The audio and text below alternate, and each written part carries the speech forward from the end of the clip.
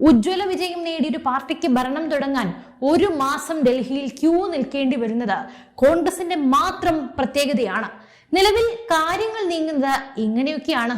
മുൻ KPCC അധ്യക്ഷന്മാരുടെ ഒരു പട തന്നെ ഡൽഹിയിലുണ്ട്.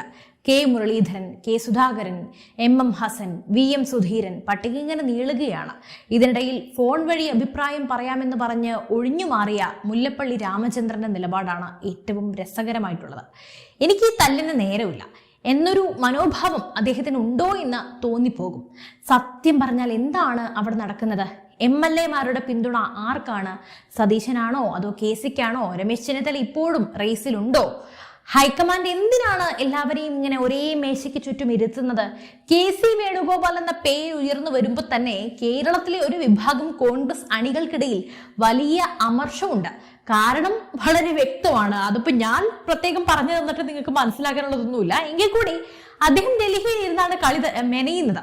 MLA-മാരിൽ ഭൂരിപക്ഷവും KC പക്ഷത്താണ് എന്നത് ഒരു യാഥാർത്ഥ്യമാണ്. പക്ഷേ ജനപിന്തുണയുടെ കാര്യം വരുമ്പോൾ KCക്ക് എത്രത്തോളം മാർക്ക് ലഭിക്കും? അല്ലെ, MLA-മാർ എന്തുകൊണ്ടായിരിക്കും KC പിന്തുണയ്ക്കുന്നത്? ഫണ്ട് ഇറക്കുന്നത് അദ്ദേഹമാണ്. അതുകൊണ്ട് തന്നെ